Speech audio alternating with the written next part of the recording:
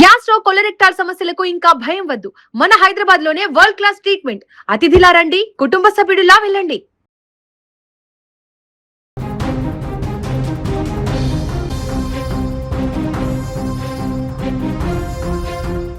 భారతీయ చలనచిత్ర పరిశ్రమ మరో దిగ్గజాన్ని కోల్పోయింది. తెరపైన తన అద్భుతమైన అభినయంతో గలగలా నవ్వించే స్వరం, స్పష్టమైన డైలాగ్ డెలివరీతో కోట్లాది మంది హృదయాలను గెలుచుకున్న అలనాటి మహానటి షావుకారు జానకి కన్నుమూశారు. కేవలం అగ్రనటులతోనే కాకుండా రాష్ట్ర రాజకీయాలను శాసించిన నలుగురు ముఖ్యమంత్రులతో కలిసి వెండితెరను పంచుకున్న అరుదైన ఘనత ఆమెది. 7 దశాబ్దాలకు పైగా తెలుగు, తమిళ, కన్నడ, మలయాళ భాషలలో 400కు పైగా చిత్రాలను నటించి ఒక శకాన్ని ఏలిన ఆ వెండితెర తార దివికేగారు. ఆమె లేని లోటు భారతీయ సినిమా పరిశ్రమకు ఎప్పటికీ తీరనిదే.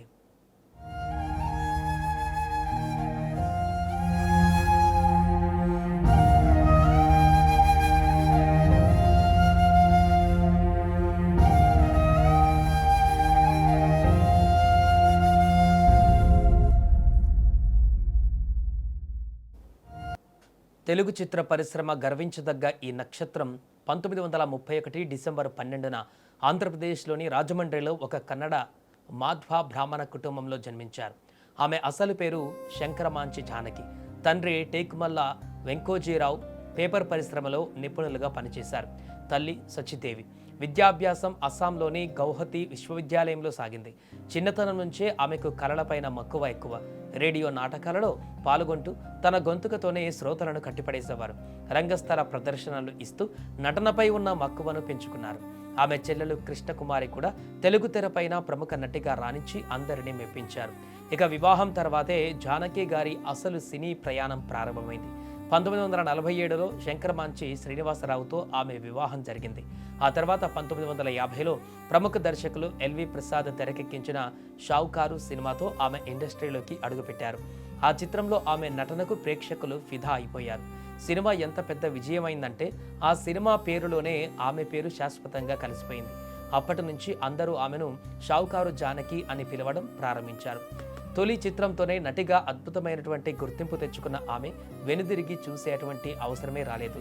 ఇక షావుకారి జానకి కెరీర్లో అత్యంత అరుదైన రికార్డ్ ఆమె కేవలం నటీమణిగానే కాకుండా భవిష్యత్తులో ముఖ్యమంత్రులుగా మారినటువంటి నలుగురు మహానుభావులతో స్క్రీన్ షేర్ చేసుకున్నారు. అప్పుడు తెలుగు చలనచిత్ర రంగాన్ని ఏలిన విశ్వాస్త్ర వీణుడు నందమూరి తారక రామారావుతో పాటు తమిళ ఇండస్ట్రీ దిగ్గజం ఎంజి రామచంద్రన్ సరసన ఎన్నో విజయవంతమైన చిత్రాలలో కథానాయికగా నటించారు. అంతేకాకుండా తమిళనాడు రాజకీయాలను శాసించిన ఉక్కు మహిళ జయలలితతో కలిసి పలు చిత్రాలలో స్క్రీన్ పంచుకున్నారు. ఇకపోతే తమిళనాడు మాజీ ముఖ్యమంత్రి, ప్రముఖ రచయిత అయిన ఎం కరుణానిధి అందించిన కథలకు, మాటలకు కూడా ఆమె ప్రాణం పోశారు. ఇలా నలుగురు ముఖ్యమంత్రులతో కలిసి నటించిన ఘనత సౌత్ ఇండియాలో షావుకారు జానకి మాత్రమే దక్కుతోంది. కేవలం గ్లామర్ పాత్రలకే పరిమితం కాకుండా ఒక అచ్చ తెలుగు ఇళ్లలోని ఆడపడుచు నుంచి గయ్యాలత్త వరకు, విషాదభరిత పాత్రల నుంచి అల్లరి చిల్లరి కామెడీ పాత్రల వరకు ప్రతి దాంట్లోనూ తన వైవిధ్యాన్ని చాటుకున్నారు. ఆమె గొంతులోని స్పష్టత, డైలాగ్స్ చెప్పే తీరు వేరే ఏ నటిలోనూ కనిపించవు. తెలుగు, తమిళం, కన్నడ, మలయాళం, హిందీ భాషలలో సుమారు 400కు పైగా సినిమాలను నటించి దక్షిణాది ప్రేక్షకుల గుండెలలో చెరగని ముద్ర వేసుకున్నారు. ఆమె చేసిన కళాసేవకు దేశం అత్యున్నత పురస్కారాలతో నీరాజనం పలికింది. భారత ప్రభుత్వం ఆమెకు ప్రతిష్టాత్మకమైన పద్మశ్రీ అవార్డుతో సత్కరించింది. అలాగే south Filmfare lifetime achievement award, Tamil Nadu ప్రభుత్వంచే కలైమామణి పురస్కారం, ఆంధ్రప్రదేశ్ ప్రభుత్వం నుంచి నంది అవార్డులు, ఇలా ఎన్నో రివార్డులు ఆమెను వెతుక్కుంటూ వచ్చాయి. వయసు మీద పడినప్పటికీ సినిమాలపైన ఉన్న ప్రేమతో అప్పుడప్పుడు అతిథి పాత్రలలో, కీలక పాత్రలలో నటిస్తూనే ఉన్నారు.